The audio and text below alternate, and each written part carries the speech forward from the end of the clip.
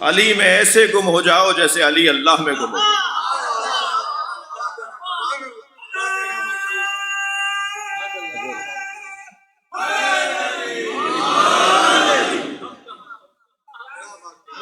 کچھ دیر کے لیے ایک ظرف تصور کیجئے جس میں دودھ بھرا ہوا ہو، مثلا اس میں آپ سکہ ڈال دیجئے، انگوٹھی ڈال دیجئے، اور اس سکے سے پوچھئے کہ تمہیں دائیں بائیں آگے پیچھے اوپر نیچے کیا نظر آ رہا ہے، تو وہ جواب دے گا کہ مجھے وہ دودھ نظر آ رہا ہے، میرے آگے دودھ، میرے پیچھے دودھ، میرے دائیں دودھ، میرے بائیں دودھ، میرے سر پہ دودھ، میرے نیچے دودھ، میں دودھ میں ڈوبا ہوا ہوں۔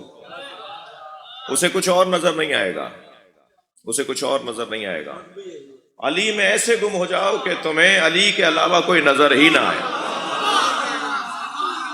وقت ہی نہیں ہے کسی اور پر غور کرنے کا۔ ذوبوا فی علی کما ہوا داب فی اللہ، علی میں ایسے گم ہو جاؤ جیسے علی اللہ میں گم ہو گئے۔ اور جب کوئی کسی میں گم ہوگا تو گم ہونے والا چھوٹا ہے، جو جذب کر رہا ہے وہ اکبر ہے، وہ اکبر ہے۔ میری یہ مثال میں کہیں دے چکا ہوں، تکراری مثال ہے، مجھے معاف کریں گے۔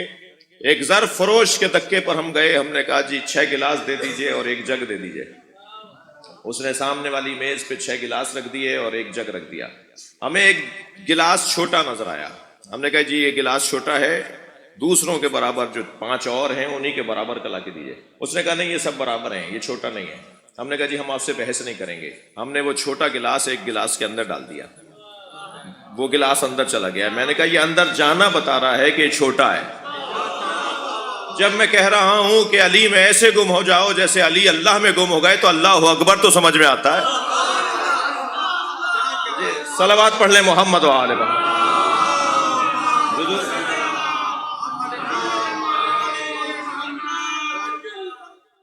اللہ نام نہیں لیتا، اچھا جب نام لینے کی ضرورت پڑتی ہے تو نام بھی لیتا ہے۔ کسی نے اعتراض کیا ہے خطبہ شقشقیہ پر، 18 اعتراض ہوئے نہج البلاغہ مخالفوں کی طرف سے نہج البلاغہ پر، ان سب اعتراضات کے جوابات دیے جا چکے ہیں۔ ان اعتراضات میں ایک اعتراض یہ ہے کہ شایان شان علی ابن ابی طالب نہیں ہے کہ علی کسی پر تبصرہ کریں۔ بھائی میں آپ اہل مجلس تشریف فرما ہے، گفتگو اسی زاویے میں ہوگی، تفصیل ضرورت ہی نہیں ہے۔ شایان شان علی ابن ابی طالب نہیں ہے کہ علی کسی پہ تبصرہ کریں جی۔ شایان شان فصیح اور بلیغ اور ایک ادیب کی شان کے موافق نہیں ہے کہ وہ طویل خطبے دے، مختصر بات کرنا جی۔ الکلام خیر الکلام قل ودل، یہ محاورہ ہے نا عربی میں کہ بہترین کلام وہ ہے جو مختصر بھی ہو اور مدلل بھی ہو۔ طویل کلام فصاحت کے خلاف ہے، اور طویل بات کرنی جب پڑتی ہے بعض لوگوں کو کہ جب دلیل مضبوط نہ ہو، لہذا مختصر بات ہو اور مدلل بات ہو۔ تو جواب دیا گیا جو میں یہاں تکرار کر رہا ہوں کہ پہلی بات تو یہ کہ یہ قاعدہ نہیں ہے کہ ہمیشہ مختصر خطاب کیا جائے، اور نہ ہی یہ فصاحت ہے کہ نہ ہی یہ فصاحت کے خلاف ہے کہ طویل خطاب کیا جائے۔ یعنی طویل خطاب کرنا فصاحت کے خلاف نہیں ہے، اور مختصر کلام کرنا ہمیشہ عین فصاحت نہیں ہے، بلکہ موقع اور محل دیکھا جائے گا کہ یہاں طویل خطبے کی ضرورت ہے، غدیر کا میدان ہوگا، سخت دھوپ ہوگی، اور طویل خطبہ ہوگا تاکہ تاریخ بشریت میں یاد رہ جائے۔ ہمیشہ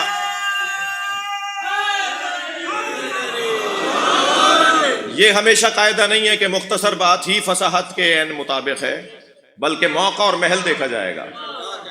کبھی غور فرمایا میرے بچوں نے، جوانوں نے، کہ سید رضی رحمت اللہ علیہ نے نہج البلاغہ کا نام نہج الاسلام کیوں نہیں رکھا، نہج الدین کیوں نہیں رکھا؟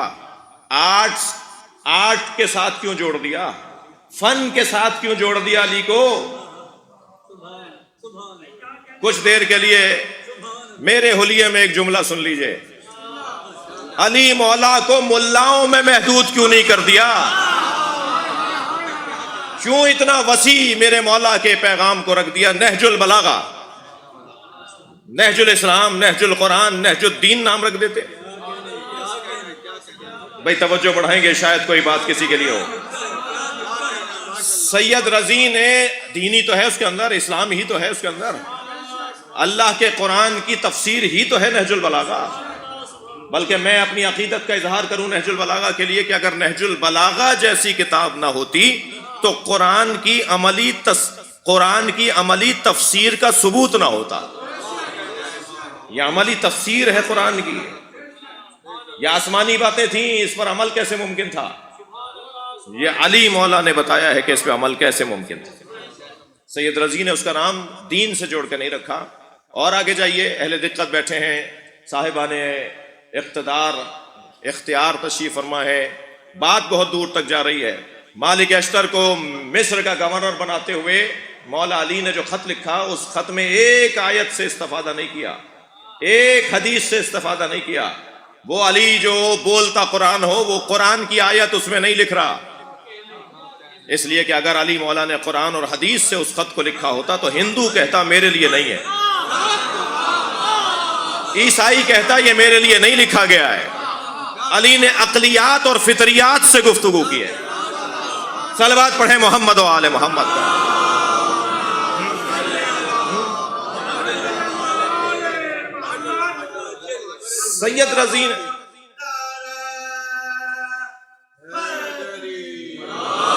سید رضی نے نہج البلاغہ نام رکھا، نہج الفصاحہ بھی نہیں رکھا.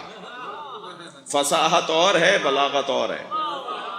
کاظمی صاحب آپ کو دیکھ کے بہت اچھا لگ رہا ہے کہ ہمارے بزرگ تشریف فرمائیں. آپ جہاں یہاں جو بزرگ تشریف فرمائیں، خاص طور پر ان کی صحت و سلامتی کے لیے صلوات پڑھیں. اللہم صل علی محمد و آل محمد. نہج الفصاحہ بھی نام ہے. فصاحت اور ہے، میرے بچوں جوان توجہ کریں گے، اور بلاغت اور ہے. سجے ہوئے جملے، مسجع جملے، مقفع جملے، یہ فصاحت ہے. مگر ان جملوں کو کہاں بولا جائے یہ بلاغت ہے. ہر سجا ہوا اور ہر اچھا جملہ بھی ہر جگہ نہیں بولا جاتا. ماہ مبارک رمضان ہے، دوپہر میں دسترخوان لگا کر سجے جملے بول دیجئے آپ. تو یہ عین فصاحت و بلاغت نہیں، بلکہ خلاف فصاحت و بلاغت. الفاظ کا اچھا استعمال اور محل اور موقع دیکھ کر بات کرنا، اسے بلاغت کہا جاتا ہے. علی بتائیں گے کہ کہاں کیا بولا جائے گا. صلوات پڑھ لیں محمد و آل محمد کا.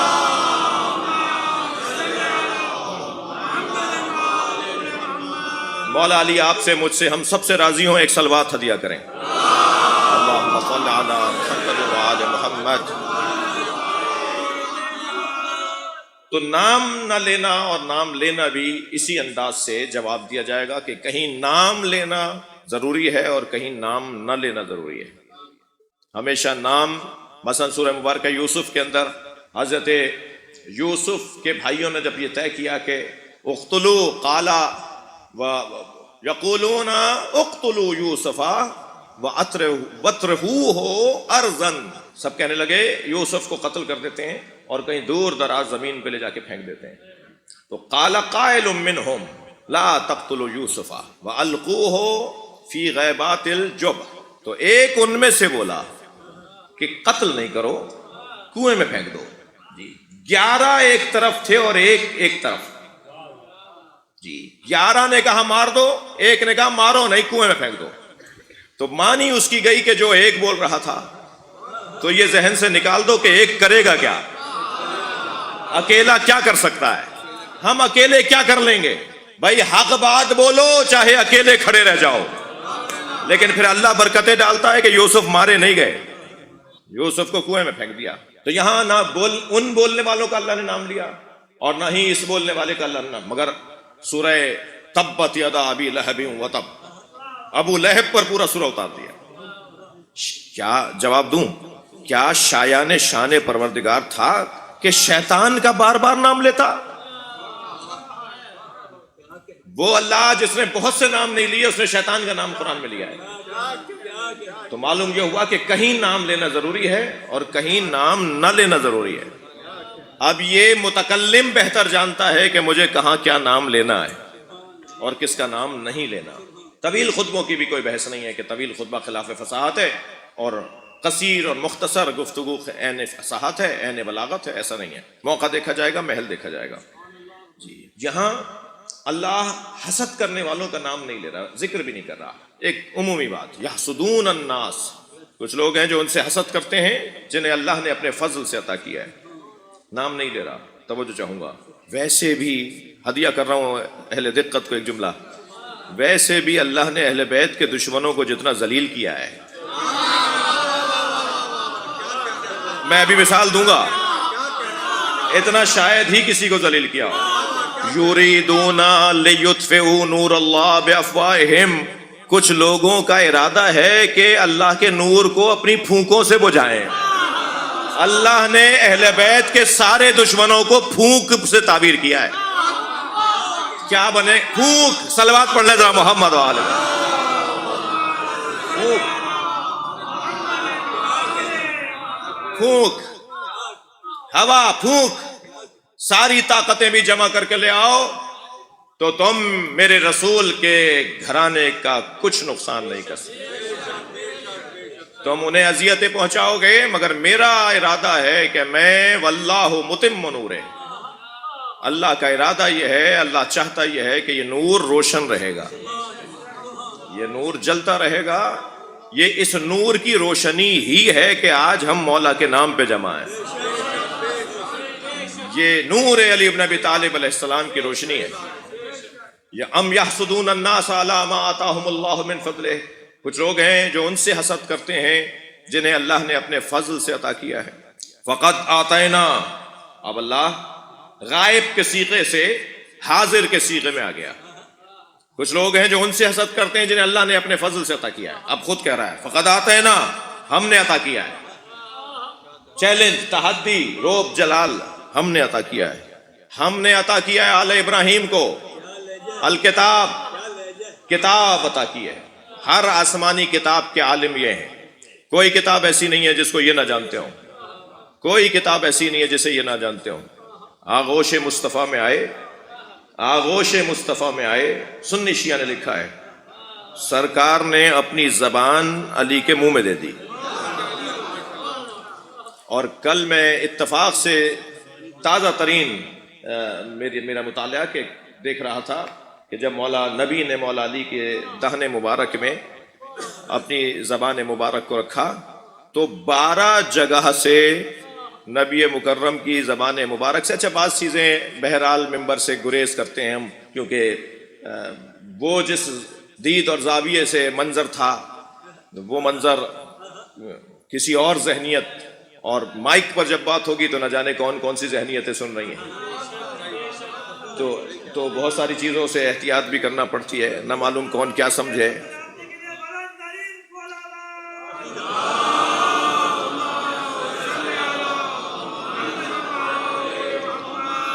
تو 12 جگہ سے امام مولا علی علیہ السلام غذا لے رہے تھے، اور یہاں نبی مکرم کے لعاب دہن کی پہلی گھٹی، بچے کی پہلی گھٹی، آپ اور ہم کچھ بھی دیتے ہوں مگر علی کی پہلی گھٹی لعاب مصطفیٰ ہے۔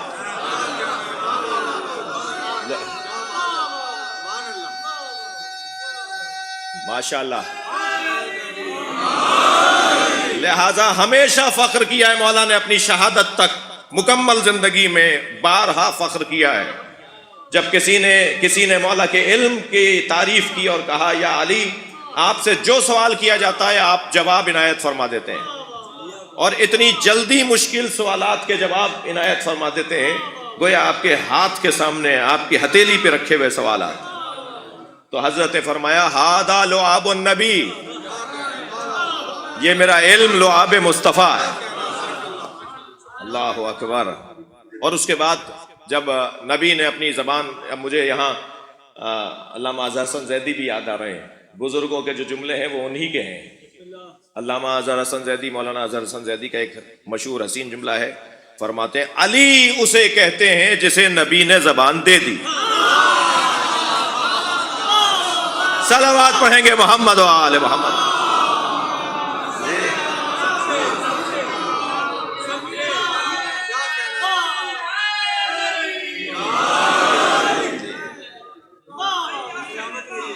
اور پھر اس کے بعد مولا کائنات نے اپنے چشمہائے مبارک کو، اپنی آنکھوں کو کھولا اور پہلا دیدار نبی مکرم کا کیا، اور آغوش مصطفیٰ میں مولا نے پہلا جملہ یہ کہا، یا رسول اللہ تورات سناؤں، زبور سناؤں، انجیل سناؤں، قرآن سناؤں؟ مولا ابھی تو قرآن نازل نہیں ہوا کہ آپ قرآن سنا رہے ہیں؟ صلوات پڑھنے کے محمد و آل محمد۔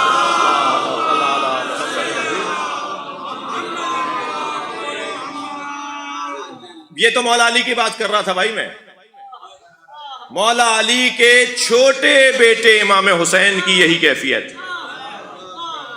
جب امام حسن سے حضرت محمد حنفیہ نے کچھ کہا تو امام حسن نے جواب دیا، ان اخی الحسین قد عالمنا علما، خبردار بھائی ایسی بات نہ کرو، ہمارا بھائی حسین ہم سب سے زیادہ بڑا عالم ہے۔ وَأَقْرَبُنَا مِن رسول اللہ رحمہ، اور رسول اللہ کی نسبت ہم سے زیادہ قرب رکھتا ہے۔ وَأَسْقَلُنَا حِلْمًا، اور حسین ابن علی میرا بھائی ہم سب سے زیادہ بردباری، تحمل مزاجی میں ثقیل ہے۔ اس کے بعد کے دو جملے سنیں، کانا یقرأ الوحی قبل ان ینطق۔ امام حسن امام حسین کی تعریف کر رہے ہیں۔ حسین وہ ہے جس نے قرآن نازل ہونے سے پہلے قرآن پڑھ لیا تھا۔ کانا یقرأ الوحی قبل ان ینطق، کانا فقیہا قبل ان یخلق۔ حسین دنیا میں آنے سے پہلے فقیہ تھے۔ اچھا، پھر وہی سنگین بات ہے، پھر وہی بات ہے کہ جو مزاج میں اپنے جیسا مانتے ہیں۔ یہ کیسے اچھا یہ کیسے کا سوال وہاں اٹھے گا جب اپنے اوپر مقایسہ کریں گے۔ جب ہم اپنے اوپر مقایسہ کریں گے تو پھر سوال اٹھے گا یہ کیسے ہوگا، یہ کیسے ممکن ہے۔ لیکن جب ہم نے یہ طے کر لیا کہ یہ ہم جیسے نہیں ہیں، جنہیں اللہ نے پڑھا کر بھیجا ہو۔ اچھا، کچھ لوگوں کی آرزو ہے جی قرآن سے بات کیجئے، صلوات پڑھ لیں ذرا محمد والے۔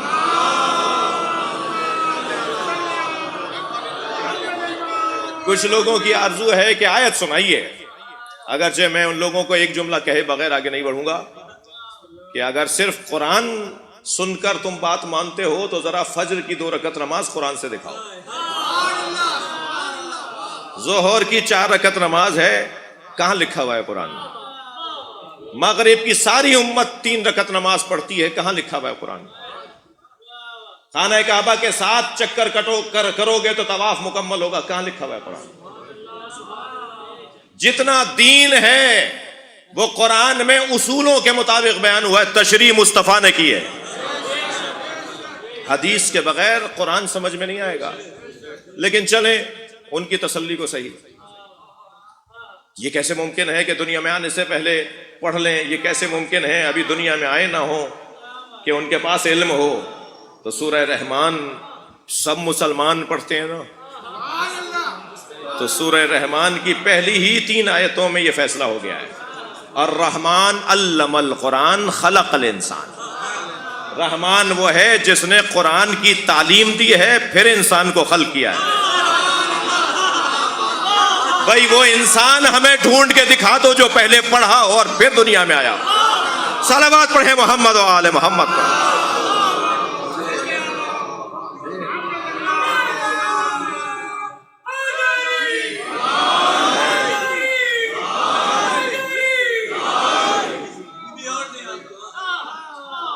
وہ کون سا انسان ہے جو پہلے پڑھا ہے پھر دنیا میں آیا ہے؟ اللہ نے پہلے اسے علم دیا ہے پھر اسے خلق کیا ہے۔ ترتیب میں تو یہ ہونا چاہیے تھا، الرحمن خلق الانسان علم القرآن۔ الرحمن جس نے انسان کو خلق کیا اور جس نے قرآن کی تعلیم دی۔ یہ آیت ہے بھائی، میرا کلام نہیں ہے جو آئندہ ٹھیک کر لوں گا۔ اس پہ شک کرنے والے پہ شک کیا کریں، قرآن پر شک کرنے والے پہ ہم شک کریں گے، قرآن پر شک نہیں ہوگا، لا ریب فیہ ہے۔ صلوات پڑھیں محمد و آل محمد۔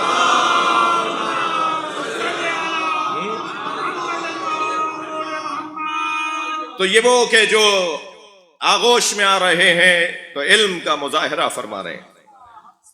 عزیزو، اللہ نے آل ابراہیم کو کتاب دی ہے، مکمل علم دیا ہے۔ اللہ نے آل ابراہیم کو حکمت دی ہے، یعنی نبوت دی ہے۔ اللہ نے آل ابراہیم کو ملک عظیم اقتدار دیا ہے۔ ملک عظیم یعنی ایک عظیم اقتدار، ایسا اقتدار کہ تخت اور کرسی نہیں ہے، ایسا اقتدار کہ فوجیں کسی اور کی ہیں، ایسا اقتدار کہ خزانے کسی کی چابیاں کسی اور کے پاس ہیں، مگر جس کے پاس تخت و تاج نہیں ہے وہ دلوں پر حکومت کرتا ہے۔ جس کے پاس تخت و تاج نہیں ہے، جس کے پاس فوجیں اور سپاہی نہیں ہیں، مگر دل اس کے ساتھ ہیں اور ذہن اس کے غلام ہیں۔ جی الحمدللہ ہمارے ذہن علی کے غلام ہیں،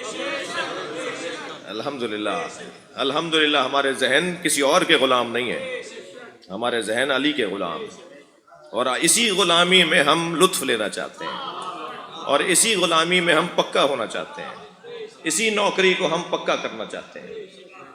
جی وہ ملک عظیم اقتدار۔ تو پھر سب سے پہلا عنوان فضل الہی، سب سے پہلا عنوان فضل الہی الکتاب ہے۔ الکتاب کل کی مجلس میں ہم نے بات کر دی کہ یہاں پر الف لام ہے، کتاب پر الف لام لگا ہوا ہے، اور الف لام دو طرح کے ہیں، الف لام جنس ہے اور الف لام معرفہ ہے۔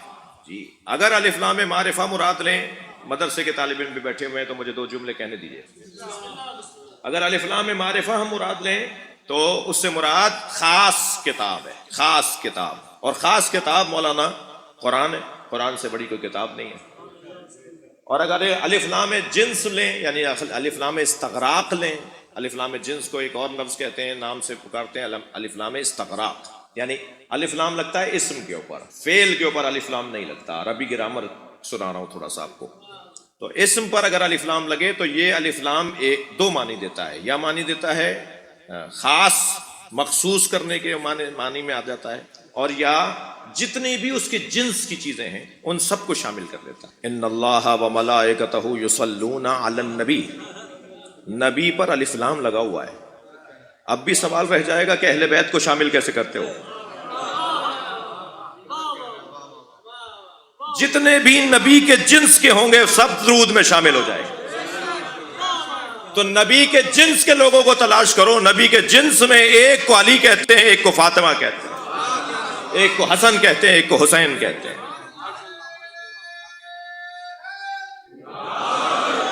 یہاں الف لام مراد، اگر الف لام معرفہ ہے تو قرآن مراد ہے، اور اگر الف لام جنس ہے تو ہر وہ کتاب جو آسمان سے نازل ہوئی ہے۔ آتیناہم، اللہ فقد آتینا آل ابراہیم الکتاب، تو ہم نے تورات بھی انہیں دی ہے، زبور بھی انہیں دی ہے، انجیل بھی ہم نے انہیں دی ہے، اور یعنی علم دیا انہیں، اور انہیں ہم نے قرآن بھی دیا ہے۔ آپ فضائل سننے کے لیے تشریف لائیں ہیں، مولا کی عظمت جو ہمیں سمجھ میں آئی اسے سننے کے لیے آپ تشریف لائیں۔ جب میں کہوں گا کہ اللہ نے تورات، زبور، انجیل، پھر قرآن کا علم انہیں دیا ہے، تو تورات حضرت موسیٰ، انجیل حضرت عیسیٰ، زبور حضرت داؤد، جی قرآن سرکار دو جہاں۔ تو مولانا آپ یہ کیا کہہ رہے ہیں؟ وہ تو انبیاء کرام پر نازل ہوئی، اس کا کوئی انکار نہیں کر سکتا۔ انکار کرنے والا مسلمات کا منکر شمار ہوگا، اور مسلمات کا منکر یعنی مجھے اپنی حدوں کا پتہ ہے۔ میں جس وادی سے گزروں گا تو باریک وادی کو میں جانتا ہوں کہ اگر ایک قدم ادھر رکھ لیا تو کچھ اور ہو جائے گا۔ تو ان تمام باتوں کو ملحوظ رکھتے ہوئے کہہ رہا ہوں کہ یہ بات طے ہے کہ حضرت عیسیٰ، حضرت داؤد، حضرت موسیٰ کا تعلق ان کتابوں سے ہے، مگر قرآن مجید میں ایک شخصیت کا ذکر کیا گیا ہے جو ہر زمانے میں انبیاء کی مدد کے لیے آتا رہا۔ اچھا حدیث پڑھ دیتا تو کہتے کہ یہ بھائی ان کا عقیدہ ہے، مگر ہم قرآن پڑھ لیتے ہیں کہ قرآن میں ایک وجود کا ذکر ہے جس سے اللہ نے نبیوں کی مدد کی ہے۔ جی بات روشن ہوگی تو سوال دور ہو جائے گا۔ وَأَيَّدْنَاهُ بِرُوحِ الْقُدُسِ، توجہ، ہم نے عیسیٰ کی روح القدس کے ذریعے سے مدد کی۔ سنگین تو نہیں ہو رہی بات؟ ہم نے ان کی وَأَيَّدْنَاهُ بِرُوحِ الْقُدُسِ وَأَيَّدْتُكَ بِرُوحِ الْقُدُسِ، دونوں آیتیں ہیں. ہم نے تمہاری روح القدس کے ذریعے مدد کی ہے، ہم نے ان کی روح القدس کے ذریعے مدد کی. اچھا، قرآن فارمولوں کی کتاب ہے بھائی. جب قرآن ایک نبی کی کسی کے ذریعے اللہ کی طرف سے مدد کا تذکرہ کر دے تو ضروری نہیں ہے کہ سارے نبیوں کا نام لے لے کر بتائے. قرآن فارمولوں کی کتاب ہے. ایک نبی کے حالات کو بتائے گا، وہی دوسرے نبیوں کے لیے بھی ہیں، وہی عظمتیں دوسرے نبیوں کے لیے بھی ہیں. ہم نے تمہاری روح القدس کے ذریعے سے مدد کی. یہ روح القدس کون ہے؟ روح القدس لیس بملک، فرشتہ نہیں ہے. تو جھگڑا ہی ختم کہ وہ جبریل ہے یا نہیں. بڑی عنایت آپ کی توجہات ہیں.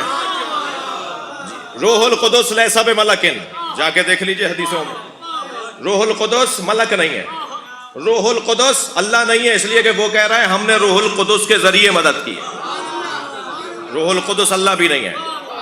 اللہ کی مدد ہے مگر روح القدس کے ذریعے سے ہے جو لیس بملکن. اچھا، جبریل امین علیہ السلام کے لیے ہے الجبریل والجبریل هو الملک. جبریل ملکن، جبریل ملک ہیں. روح القدس لیس بملکن، روح القدس اللہ نہیں ہے. تو بتاؤ کون ہے؟ اب مولا علی کا لقب کرار سمجھ میں آتا ہے. کرار میدان میں پلٹ پلٹ کے حملہ کرنے والے کو نہیں کہتے، کرار ہر زمانے میں پلٹنے والے کو کہا جاتا ہے. صلوات پڑھیں محمد و آل محمد پر.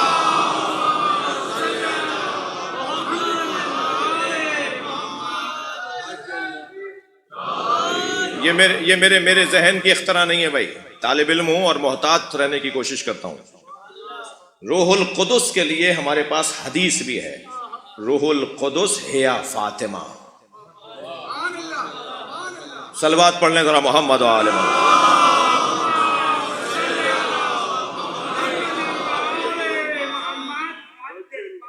تھوڑا سا مجھے لگا ہے کہ یہ عمومی گفتگو نہیں تھی. صلوات پڑھ لیں ذرا محمد و آل محمد.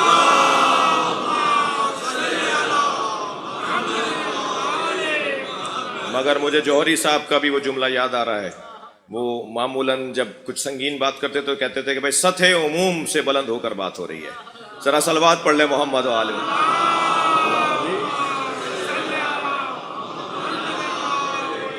اس سے بہتر اور بلند صلوات ہوگی.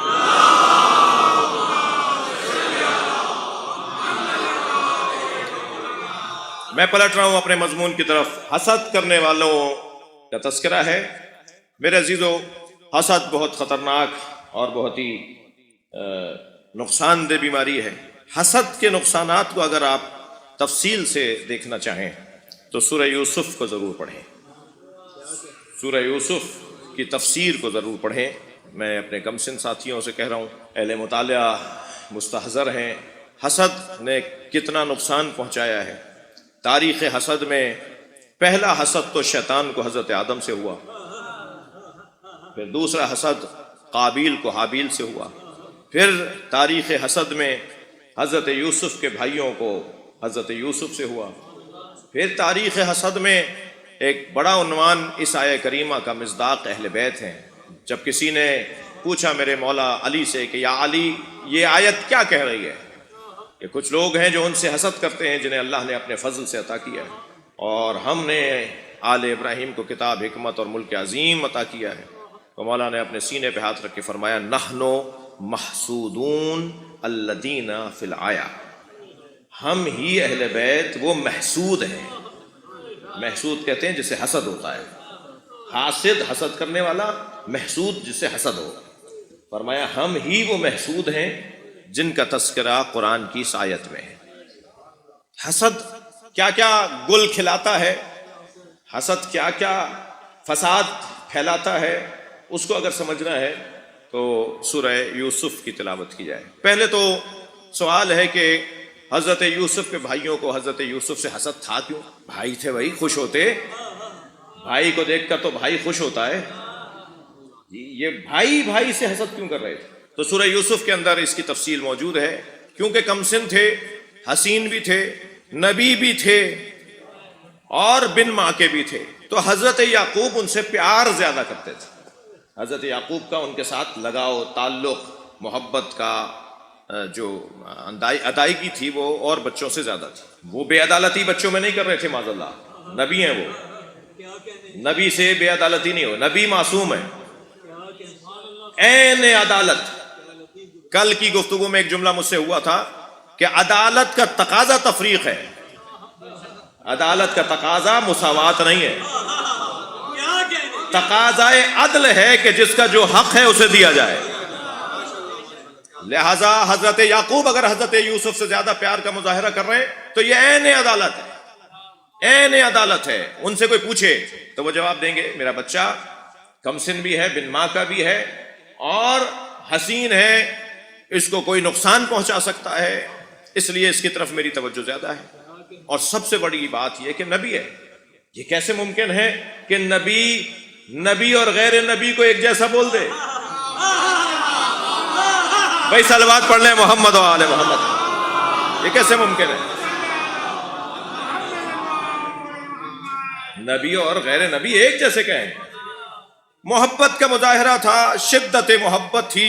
اچھا، شدت محبت جہاں بھی ہوگی، وہ حضرت یعقوب یا حضرت یوسف کا قصہ ہو یا نبی اور علی کا قصہ ہو اور شیعوں کا اور علی کا قصہ ہو، جہاں بھی شدت محبت ہوگی محبوب کو بھی نقصان ہوگا، محب کو بھی نقصان ہوگا. یہ ذہنی طور پر تیار رہنا چاہیے، محبوب کو بھی محب کو بھی. محبت جب شدید ہوتی چلی جائے گی تو محب جو محبت کر رہا ہے، محبوب جس سے محبت ہو رہی ہے، دونوں تکلیف اٹھائیں گے. کیا قصہ یوسف میں صرف حضرت یوسف کو کنویں میں ڈالا گیا؟ کیا انہیں بازار میں بیچا گیا؟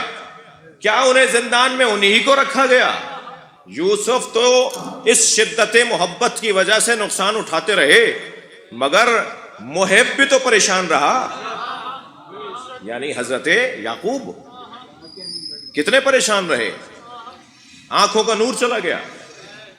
روزانہ رستے پہ جا کے بیٹھ جاتے ہیں، اور رستے پر بھی وہاں جا کے بیٹھتے ہیں جہاں سے بلا تشبیہ، بھائی آج کی زبان اس وقت کی زبان نہیں ہے اور ممبر کی زبان نہیں ہے، اس لیے میں ذرا محتاط ہو کے سوچ رہا ہوں کوئی لفظ میرے ذہن میں آ جائے. جیسے آج آپ بائی پاس کہتے ہیں، آج آپ ایک ایسا رستہ جو شہر کے باہر سے مسافروں کو لے جائے. حضرت یوسف شجرۃ الوداع پر جا کے بیٹھتے تھے. شجرۃ الوداع وہ کہہ لیجئے کہ شہر کا وہ رستہ جہاں سے باہر کے مسافر باہر کے باہر چلے جائیں اور شہر میں انہیں آنے کی ضرورت نہ ہو، یا شہر والے جب باہر جائیں تو جہاں شہر ختم ہوتا ہے اور آخری درخت لگا ہوا ہے جہاں لوگ ایک دوسرے کو رخصت کرتے ہیں یا ایک دوسرے کا استقبال کرنے جاتے ہیں. کوئی مہمان آ رہا ہے تو کچھ لوگ لینے جا رہے ہیں تو کہاں جائیں گے؟ شجرۃ الوداع پر. اس درخت کا نام پڑ گیا تھا رخصت کرنے والا درخت، جہاں رخصت کیا جاتا، وہاں جا کے بیٹھ جاتے تھے حضرت یوسف، معاف کیجیے گا حضرت یعقوب. اور وہاں بیٹھنے کے بعد باقاعدہ بستر بچھاتے تھے، باقاعدہ ایک دری بچھاتے تھے، تسلی سے بیٹھتے تھے، اپنے ساتھ اپنے غذا کا سامان لے جاتے تھے. اسے ایک دو تفسیروں نے نہیں لکھا ہے جی، احسن القصص ہے یہ سورہ یوسف. اللہ خود کہہ رہا ہے نحن نقص علیک احسن القصص. اے حبیب، ہم نے تمہارے اوپر بہترین قصے کو اور بہترین واقعے کو بیان کر دیا. تاریخ بشریت کے حسین واقعات میں سے ہے حضرت یوسف کا قصہ.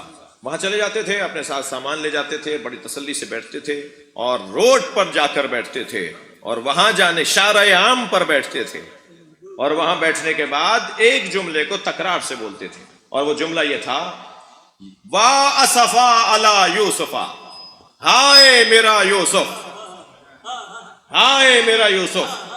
بھائی اگر آپ کو اپنے بچے کو یاد کرنا ہے تو اپنے گھر میں کیجئے. یہ لہجہ میں آج والوں کا سنا رہا ہوں آپ کو. آپ کو اگر اہل بیت کا ذکر کرنا ہے تو امام بارگاہوں میں کیجئے. یہ آپ روڈ پر نکل کر کیوں یا حسین پکار رہے ہیں؟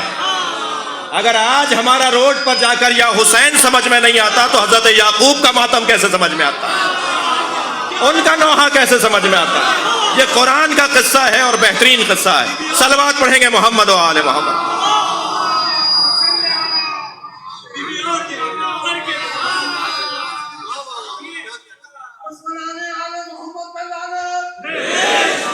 یا اسفا علی یوسفا، یہ تکرار فرماتے تھے حضرت یعقوب۔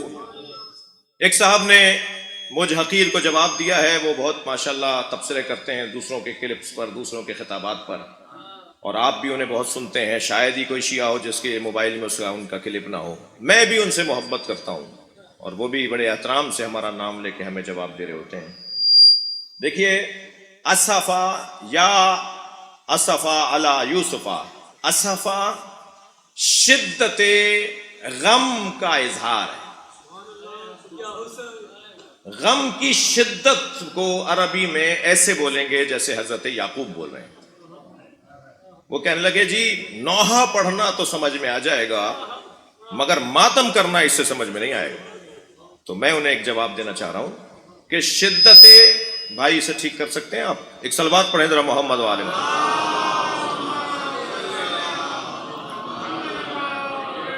ایک اور صلوات مل کر ہدیہ کریں گے، اللہم صلی علی محمد و آل محمد۔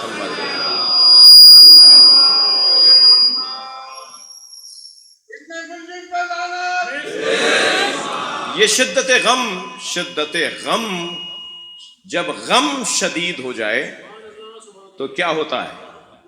ماتم۔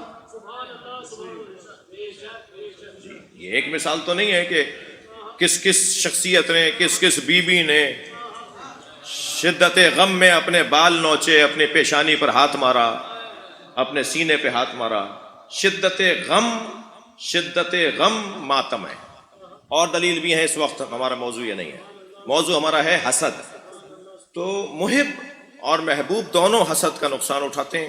اچھا، یہ حسد ایک سوچ کا نام ہے۔ حسد ایک سوچ ہے نا۔ حسد کی تعریف میں کرنا چاہوں گا۔ حسد کی تعریف اہل دقت نے کی ہے، زوال نعمت، آرزوئے زوال نعمت۔ توجہ، حسد کی تعریف آرزوئے زوال نعمت اس شخص سے جو مستحق نعمت ہے، جس کا حق ہے کہ اس کے پاس نعمت ہو، اس سے نعمت کے زوال کی آرزو کو حسد کہا جاتا ہے۔ تو یہ حسد جو ہے یہ ایک سوچ ہے نا۔ حسد ایک سوچ ہے۔ لفظ میں بدلتا ہوں، حسد ایک غلط فہمی ہے۔ غلط فہمی کا نتیجہ تکبر ہے، اور تکبر کا نتیجہ گناہ ہے، اور گناہ کا نتیجہ فساد ہے۔ کچھ ایسے تصورات ہیں جن کی وجہ سے انسان تکبر کا شکار ہو جاتا ہے۔ بھائی یہ غلط فہمی تھی کہ یوسف لَیُوسُفَ وَأَخُوهُ أَحَبُّ إِلَىٰ أَبِینَا مِنَّا، یوسف علیہ السلام کے بھائی کہہ رہے ہیں ہمارے بابا یعقوب ہم بھائیوں سے زیادہ یوسف کو اور یوسف کے بھائی کو چاہتے ہیں، بنیامین، جن کی والدہ ایک ہی تھی، یعنی ایک ماں سے تھے حضرت یوسف اور بنیامین، حضرت یعقوب کی تیسری زوجہ۔ جی کہنے لگے ہمارے بابا یعقوب ہم سے زیادہ پیار کرتے ہیں یوسف سے اور بنیامین سے۔ ٹھیک ہے، یہ کہنے کے بعد انہوں نے کیا کہا؟ انہوں نے کہا اگر ایسا ہے ان ابانا لفی ضلال مبین، ہمارا بابا کھلی گمراہی میں۔ کس کو کہہ رہا ہے؟ کون کہہ رہا ہے؟ بھائی تھوڑی دقت بڑھائیے۔ انا، قرآن ہے یہ، سورہ یوسف، کیا کہہ رہے ہیں؟ انا ابانا لفی ضلال مبین، ہمارا بابا کھلی گمراہی میں۔ کون کہہ رہا ہے؟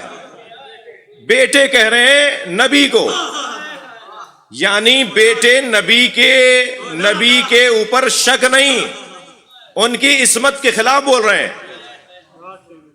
یہ بیٹے ایسا کر سکتے ہیں، یہ قرآن بول رہا ہے۔ صلوات پڑھنے ذرا محمد و آل محمد۔ ممکن ہے،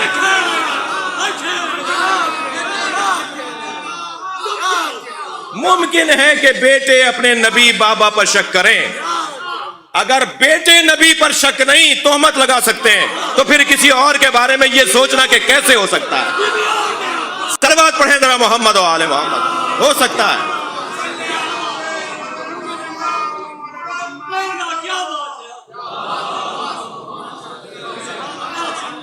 ہو سکتا ہے، ہو سکتا ہے، یہ انسان ہے، اس سے یہ کام ہو سکتا ہے۔ یہ قاعدہ ہے، قرآن فارمولہ دے رہا ہے۔ کہنے لگے انا ابانا لفی ضلال مبین، ہمارے بابا تو کھلی ہوئی گمراہی میں۔ اور یہ کہنے کے بعد معاذ اللہ شک کر رہے ہیں، تہمت لگا رہے ہیں، گمراہ بول رہے ہیں. جی اچھا، اگر انہوں نے اپنے بابا کو کہا تھا تو سرکار کے ساتھ مسلمانوں نے کیا کہا؟ سب نے ترجمہ لکھا ہے، سب نے ترجمہ لکھا ہے، وَوَجَدَكَ ضَالًّا فَهَدَىٰ، ہم نے تمہیں گمراہ پایا اور ہم نے تمہیں ہدایت دی. اگرچہ معاملہ اللہ کا اور نبی کا ہے مگر ترجمہ تو تم نے کیا ہے. جی ہم نے تمہیں گمراہ پایا اور ہم نے تمہیں ہدایت دی. وَوَجَدَكَ ضَالًّا إِنَّ أَبَانَا لَفِي ضَلَالٍ مُبِينٍ، ہمارے بابا کھلی گمراہی میں. اور قرآن کہہ رہا ہے نبی مکرم سے، ترجمہ کرنے والوں کے اوپر میں بات کر رہا ہوں، وَوَجَدَكَ ضَالًّا فَهَدَىٰ، ہم نے تمہیں گمراہ پایا اور ہم نے تمہاری ہدایت کی. تو بھائی گمراہ ضالن کا ترجمہ تم گمراہ کیوں کر رہے ہو؟ ایک بات. دوسری بات یہ کہ تم نے یہ ترجمہ کیوں کیا کہ ہم نے تمہیں گمراہ پایا؟ ترجمہ کرو نقن صاحب والا، مولانا محمد قاسم زیدی والا. ترجمہ کرو اہل بیت کے گھڑے سے پانی پینے والوں کا ترجمہ، جنہوں نے ترجمہ یہ کیا ہے کہ وَوَجَدَكَ ضَالًّا فَهَدَىٰ، ہم نے لوگوں کو تم سے گمراہ پایا، لوگوں کو تمہاری ہدایت دے دی. صلوات پڑھیں محمد و آل محمد کا.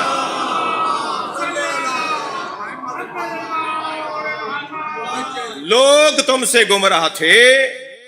بھائی اگر 4 آدمی زیادہ سبحان اللہ بول رہے ہیں تو آپ پہ پابندی نہیں ہے، آپ تو انہیں گھور گھور کے دیکھ رہے ہیں، تو بولنا تو آپ کو بھی چاہیے. صلوات پڑھ لیں ذرا محمد.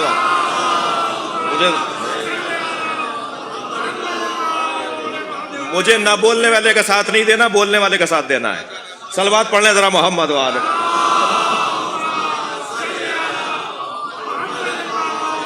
مجلس ماشاءاللہ، مجلس بر صغیر کی مجلس کے انداز کی ہے، ایران عراق میں مجلس نہیں ہو رہی ہے. اگرچہ ایران عراق ہمارے لیے مقدس ہے مگر ہماری اپنی تہذیب ہے. صلوات پڑھ لیں ذرا محمد و آل محمد.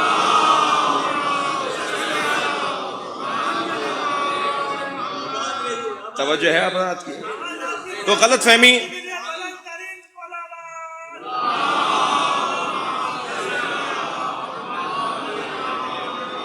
غلط فہمی، حسد ایک غلط فہمی کو کہا جاتا ہے. حسد ایک غلط فہمی کو کہا جاتا ہے، اور غلط فہمی کا نتیجہ تکبر ہے. تکبر کا نتیجہ گناہ ہے، گناہ کا نتیجہ فساد ہے. یہ غلط فہمی کا شکار تھے کہ ہمارے بابا زیادہ چاہتے ہیں، حضرت یعقوب زیادہ نہیں چاہتے تھے. یہ غلط فہمی کا شکار ہیں کہ نبی علی کو زیادہ چاہتے ہیں. یہ غلط فہمی کا شکار ہیں کہ نبی حسنین کو زیادہ چاہتے ہیں. یہ غلط فہمی کا شکار ہیں کہ نبی سیدہ کو زیادہ چاہتے ہیں. یہ علی کو زیادہ نہیں چاہتے ہیں، انہیں عدالت چاہتے ہیں. یہ سیدہ کے آنے پہ نبی اس لیے کھڑے نہیں ہو رہے کہ زیادہ چاہتے ہیں، اس لیے کھڑے ہو رہے ہیں کہ عطا الہی آ رہی ہے. صلوات پڑھیں محمد و آل محمد.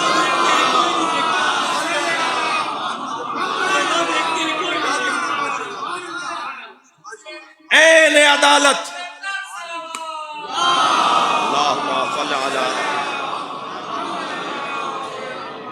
این عدالت ہے نبی مکرم کا مولا علی کو چاہنا. عدل مصطفیٰ کا تقاضا ہے کہ علی کو چاہیں. جی کہہ دیتے کیا سب کے لیے، جیسے علی کے لیے کہہ دیا زینوا مجالسکم بذکر علی بن ابی طالب.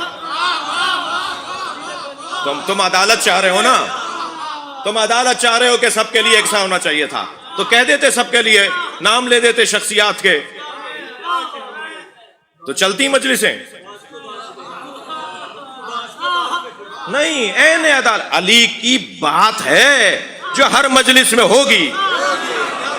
علی کا ذکر اتنا ہے کہ ہر مجلس کی زینت بنے گی، اور مجلسیں ہوتی رہیں گی، ذکر علی کم نہیں ہوگا.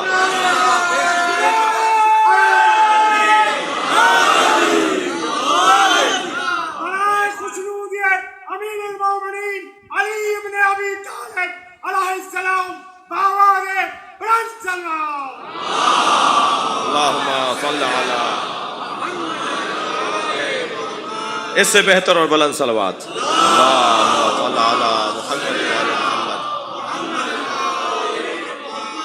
وقت میرے پاس تنگ ہو گیا مگر میرا دل کر رہا ہے 5 منٹ اور مسائل فضائل پڑھوں گا. बर्दाश्त कीजिएगा। ये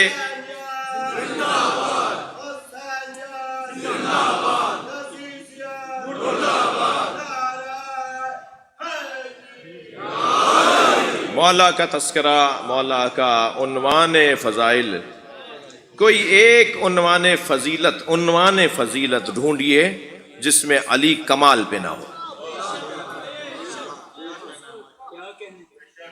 किसी ने 12 टाइटल तरतीब दिए हैं, मसलन इब्न अबी लदीत मुअतज़िली ने, किसी ने 10 उन्वानात तरतीब दिए हैं अज़मतों के, किसी ने 5 उन्वानात अज़मतों के तरतीब दिए हैं। मगर जिसने जितने भी उन्वानात बनाए हों, माफ कीजिएगा तराशे हों, सोचे हों, कोई उन्वान फजीलत ऐसा नहीं है जो अली के यहां कमाल पे ना हो। तरतीब फजाइल में 4 फजीलतों को बित तरतीब का हक है। 4 ऐसे फजाइल हैं, उन्वान फजाइल हैं, जिनके अंदर फिर फजाइल हैं। 4 टाइटल, 4 उन्वान, जिनके अंदर फिर उन्वानात हैं और फजाइल हैं। वो 4 उन्वानात बित तरतीब हक रखते हैं कि इसी तरतीब से सोचे जाएं, क्योंकि कुरान ने उनको इसी तरतीब के साथ, और कुरान ने उन्हें उन्वान फजीलत करार दिया है। सबसे पहला उन्वान फजीलत इल्म है, तरतीब में भी इल्म है। हम और फजाइल को पहले और इल्म को बाद में ले जाएं, ये माकूल नहीं है। सबसे पहला उन्वान फजीलत, अच्छा जब हम कौन सा ऐसा उन्वान फजीलत है जिसमें अली फजीलत पर ना हो? तो अब भी क्या ये गुंजाइश गुफ्तगू की रह जाएगी कि अली अफजल है? जब सारे फजाइल यहां इत्तफाक कर जाएं तो फिर अली ही तो अफजल है जी। ये अब बहस ही खत्म है कि अली अफजल है या नहीं है।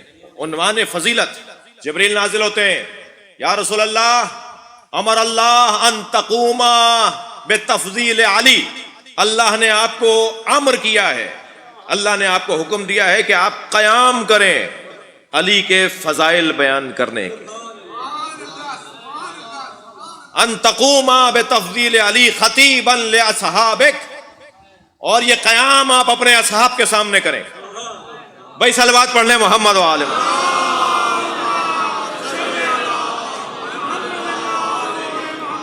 आप अपने असहाब के सामने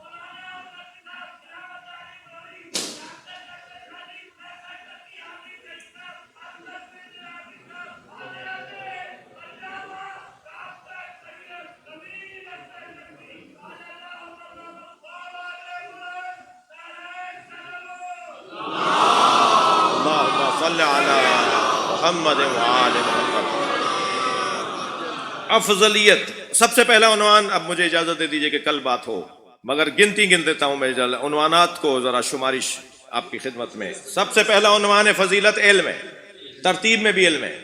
इल्म से पहले कोई और फजीलत की बात ही नहीं है। इल्म से पहले अगर शजाअत को लाएंगे तो वो दहशतगर्दी बन जाएगी।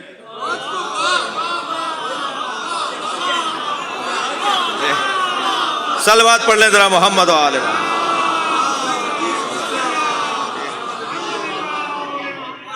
इल्म से पहले अगर आप सखावत को ले आएंगे तो वो फजूल खर्ची और इसराफ हो जाएगा। इल्म से पहले अगर आप गैरत को ले आएंगे तो फिर वो हमारे सिंध में कारोकारी बन जाएगा। भाई बात तो चली गई ना। सलवात पढ़ लें मोहम्मद व आले मोहम्मद।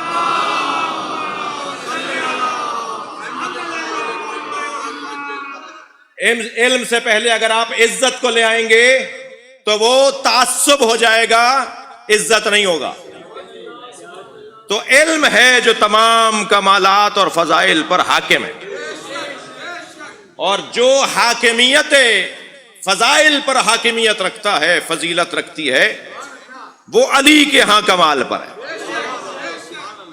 یعنی میرے مولا اپنا سینہ چوڑا کر کے کہتے ہیں، فخریہ انداز سے کہتے ہیں کہ میری سب سے بڑی فضیلت یہ ہے کہ اللہ نے مجھے اپنے ساتھ گواہ رسول بنایا ہے اور مجھے مکمل کتاب کا علم دیا ہے۔ یہ اور کبھی ایسا نہیں ہوا کہ علی سے کوئی سوال ہوا اور علی مولا نے جواب نہ دیا، بلکہ لوگ تو پریشانی اس بات پہ تھے کہ علی ایسے جواب دیتے ہیں جیسے انہیں پہلے پتا تھا کہ ہم سوچ کے کیا ہیں۔ بلکہ ایک معروف شخصیات میں سے ایک شخصیت نے تو مولا سے کہہ دیا کہ آپ کچھ سوچ کے بول دیا کریں۔ جی معروف نام ہے، نام لکھا ہوا ہے، انہوں نے کہہ دیا کہ آپ کچھ سوچ کے بول دیا کریں، تو حضرت نے فرمایا تمہارے ہاتھ میں انگلیاں کتنی ہیں؟ تو بے ساختہ انہوں نے کہا 5۔ حضرت نے فرمایا کچھ سوچ کے فرماتے۔ کہنے لگے یہ اتنا روشن ہے کہ سوچنے کی ضرورت ہی نہیں ہے۔ حضرت نے فرمایا جیسے 5 انگلیاں تمہارے لیے روشن ہے، علی کے لیے کائنات روشن ہے۔ صلوات پڑھیں محمد و آل محمد۔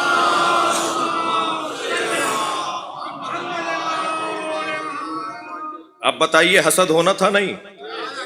صلوات پڑھ لیں ذرا نبی کی ذات پر، اللہم صل علی محمد و آل محمد۔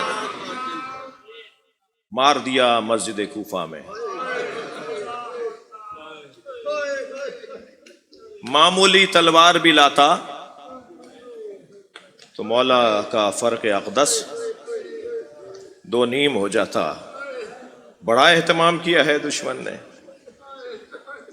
1000 درہم کی تلوار خریدی ہے، پھر 1000 درہم کا زہر خریدا ہے، پھر اس زہر میں تلوار کو بجھایا ہے، آپ دے دے کر جی سرخ کر کر کے اس تلوار کو زہر میں بجھایا ہے، اس تلوار کو زہر پلایا ہے۔ سر کوئی معمولی سر ہے؟ آبرو ہے دین مصطفیٰ کی، عزت ہے اللہ کے نظام کی،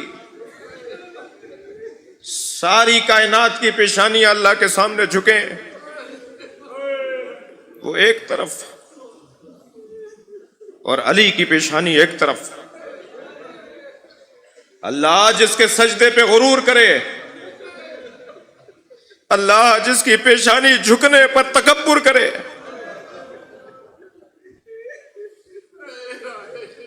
جو پیشانی اللہ کے سامنے خاک پہ رکھی تھی اس پہ ضربت مار دی۔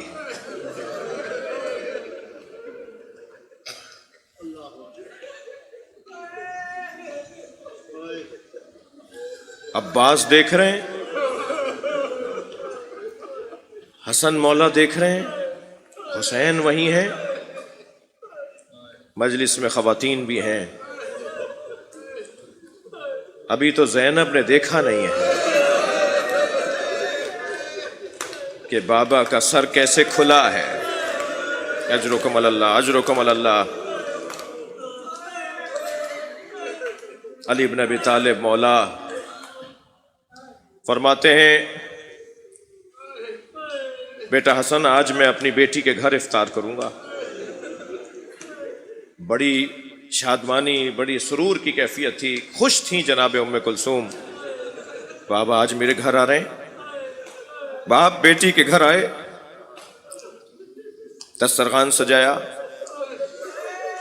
میں نے کہہ دیا سجایا، مگر اس سجے ہوئے دسترخوان پہ نمک تھا، ایک کاسے میں دودھ تھا، جو کی روٹی تھی، اسے دیکھ کر بھی فرما دیا بیٹا تم نے بابا کو بھلا دیا۔ کبھی تمہارے بابا کے دسترخوان پر ایک چیز سے زیادہ دوسری چیز رہی؟ بی بی نے چاہا کہ نمک کو اٹھا لیں، آگے بڑھ کر ہاتھ روک لیا، فرمایا دودھ اٹھا لو۔ اس کوفے میں بہت یتیم بچے ہیں جنہیں پینے کو دودھ نہیں ہے۔ اجرکم اللہ، اجرکم اللہ۔ آپ کی آنکھوں میں آنسو ہیں۔ آج مولا کی ضربت کی دوسری رات آ گئی ہے۔ تاریخی اعتبار سے صبح نماز فجر میں، آج کی نماز فجر میں مولا کے سر پہ ضربت لگی ہے۔ آج علی بچوں کے درمیان ہیں، کبھی سرحان زینب آ کے بیٹھتی ہیں، کبھی سرحان بی بی ام البنین آ کے بیٹھتی ہیں، کبھی سرحان ام کلثوم آتی ہیں۔ ایک 4 سالہ پوتا بھی ہے جنہیں امام زین العابدین کہتے ہیں۔ کبھی دادا کی گود میں، دادا کے بستر کے قریب وہ کوفہ و شام کی راہوں سے گزرنے والا اسیر، اجرکم اللہ۔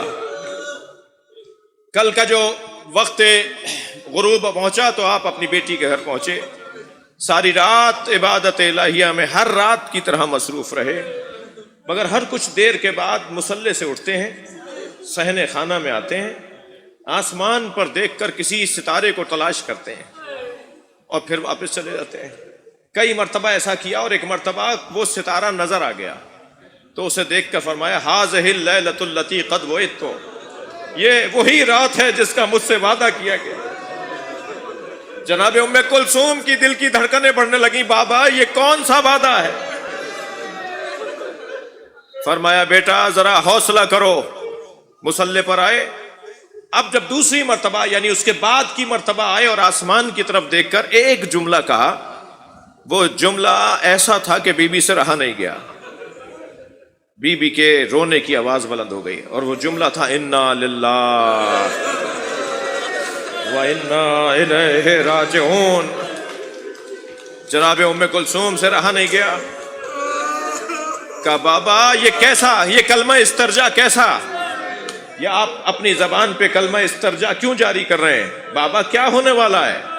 فرمایا ام کلثوم یہ رات تمام ہوگی، تمہارے نانا نے مجھ سے وعدہ کیا تھا، وہ وعدہ پورا ہوگا، میرے سر پہ ضربت لگے گی، میں اللہ سے ملاقات کو جاؤں گا۔ تو بابا کے سامنے کھڑی ہو گئی، بابا پھر بھائی حسن سے کہہ دیجئے وہ نماز پڑھا لیں۔ تو تعجب سے دیکھا، کہا جس کا میں انتظار مدتوں سے کر رہا تھا تم مجھے مسجد جانے سے روک رہی ہو۔ ام کلثوم اس کی مجھے آرزو مدتوں سے تھی۔ نکلے ہیں اپنے گھر سے، مولا مرغابیوں نے رستہ روکا، بطخوں نے مولا کا رستہ روکا۔ فرمایا ام کلثوم یہ میرا نوحہ پڑھ رہی ہیں۔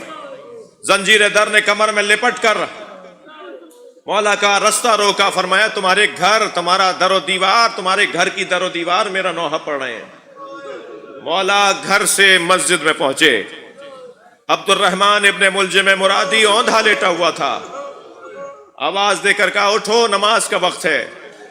علی مولا نے خود اذان کہی، یہ علی کی زندگی کی آخری اذان۔ اب علی گلدستہ اذان پر نہیں آئیں گے۔ عجب نہیں جب کہا ہو نا اللہ اکبر تو ہر جملے پہ جناب زینب کی آنکھوں میں آنسو آئے ہوں، جناب ام کلثوم کی آنکھوں میں آنسو آئے ہوں۔ بابا یہ اذان ہم بار بار سنیں، مگر بچیاں جانتی ہیں کہ بابا نے کچھ کہا ہے۔ میرے مولا نے صفیں درست ہوتی ہوئی دیکھیں، مصلی عبادت پر محراب مسجد میں آئے، آپ نے نماز فجر کی ادائیگی کے لیے تکبیر اقامت کہی، صفیں درست ہوئیں، پہلی رکعت کا پہلا سجدہ مکمل ہوا۔ عزادارو ذرا اپنے تصورات کو مسجد کوفہ لے چلو، اللہ آپ کو بار بار اس مسجد کی زیارت کا شرف عطا کرے جس محراب میں آج جالی لگا دی گئی ہے اور ہم اس زری کی نما محراب کی زیارت کرتے ہیں۔ اس جگہ علی پہلی رکعت کا پہلا سجدہ کر کے اٹھے، عبد الرحمن نے اپنی تلوار کا قبضہ تھاما، علی مولا نے دوسرے سجدے کے لیے سر رکھا، تلوار فضا میں بلند ہوئی اور وہ تلوار جو 1000 درہم میں خریدی تھی وہ فرق اقدس سے علی پر آ کر رکی۔ دو آوازیں گونجیں، الا قد تہدمت ارکان الہدی، ارکان ہدایت گرا دیے گئے، الا قد قتل امیر المومنین، اور دوسری آواز مولا علی کی بلند ہوئی، فزت ورب الکعبہ، فزت ورب الکعبہ، ایک کوہرام بپا ہوا، قاتل مار کر فرار کرنے لگا۔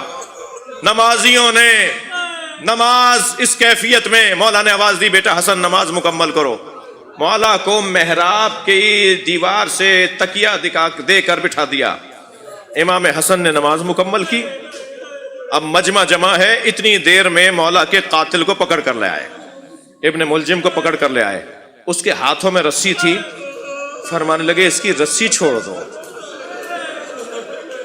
عزادارو تصور جا رہا ہے نا آپ کا؟ جو اپنے قاتل کے ہاتھ کی رسی چھڑوا دے وہ کیسے سوچتا ہوگا کہ زینب کے ہاتھوں میں رسی بندھے گی؟ کیا گزرتی ہوگی علی پر؟ مولا کے لیے شربت لایا گیا، مولا کے لیے شربت لایا گیا۔ مولا نے اپنے قاتل کی طرف دیکھا تو اس کے ہونٹ خشک ہو رہے تھے، چہرہ اس کا پھیکا پڑا ہوا تھا۔ فرمایا یہ گھبرایا ہوا ہے، پہلے اسے شربت پلاؤ۔ وہ علی جو اپنے قاتل کو شربت پلا رہا ہو، کیا وہ سوچتا نہیں ہوگا کہ میرا حسین پانی مانگے گا، میری زینب بچوں کو پیاسا دیکھے گی؟ مولا کو لے کے چلنا چاہتے ہیں، بہت گریا ہو گیا، بس ایک منزل اور لے لیجئے۔ مولا کو لے کر گھر کی طرف جانا چاہتے ہیں، چند قدم علی چلے، فرمانے لگے بیٹا حسن میرے پیروں میں دم نہیں ہے، مجھے سہارا دو۔ مولا کو ایک قالین پر لٹایا گیا اور قالین کو بچوں نے اٹھایا۔ جب بچے کون ہیں؟ محمد حنفیہ ہیں، عباس علمدار ہیں، امام حسن ہیں، امام حسین ہیں۔ بچے قالین اٹھا رہے ہیں، مولا کو اٹھا رہے ہیں۔ اچانک امام مولا علی کی نگاہ گئی کہ حسن مجتبیٰ کی آنکھوں میں آنسو ہیں۔ مولا نے دیکھا، بلکہ بعض جگہ لکھا ہے، میں جملہ بہتر کروں، کہ سرہانے کی جانب سے مولا حسن نے اٹھایا ہوا تھا، تو مولا امام حسن کی آنکھ سے ایک آنسو کا قطرہ مولا کی پیشانی پر آیا۔ وہ علی جو آنکھیں موندے، آنکھیں بند کیے ہوئے قالین پر تھے، انہوں نے ایک مرتبہ آنکھیں کھولیں، امام حسن کو دیکھ کر کہا بیٹا رو رہے ہو؟ دیکھ نہیں رہے کتنے چاہنے والے آئے ہوئے ہیں؟ دیکھو ساری مسجد بھری ہوئی ہے، خبردار حسن گریہ نہیں کرو۔ اچانک نگاہ گئی کہ عباس رو رہے ہیں، آواز دے کر کہا عباس جو رونا چاہ رہے ہیں، یہ چند جملے سن لیجئے مجھ سے۔ جناب عباس کو دیکھ کر کہا عباس جو حق کی خاطر جیتا ہے، جو حق کی خاطر زندگی گزارتا ہے، اسے یہ وقت دیکھنا پڑتا ہے، جو سچ اور صداقت کی خاطر زندگی گزارتا ہے اسے یہ وقت دیکھنا پڑتا ہے۔ خبردار آنکھوں میں آنسو نہیں لاؤ۔ لیکن عزادارو ایک جملہ میں آپ کو سنانا چاہ رہا ہوں۔ جب مولا نے دیکھا نا کہ حسن بھی رو رہے ہیں، عباس بھی رو رہے ہیں، تو دیکھنے لگے حسین کہاں ہے۔ کیا دیکھا کہ حسین کی آنکھوں سے آنسو۔ فرمایا تمہارا رونا نبی کو برداشت نہیں تھا، حسین گریہ نہیں کرو۔ بس آخری جملہ ہدیہ کر رہا ہوں، سارے رستے علی بیٹوں سے کہتے رہے حسن گریہ نہیں کرو، حسین گریہ نہیں کرو، عباس آنکھوں میں آنسو نہیں لاؤ۔ جو سارے رستے بیٹوں کو حوصلہ دیتا رہا، جب گھر میں داخل ہوئے زینب کو آتے دیکھا، علی کی آنکھوں سے آنسو جاری ہو گئے، وہ علی خود رونے لگا۔ زینب کو سینے سے لگا کے خوب روئے۔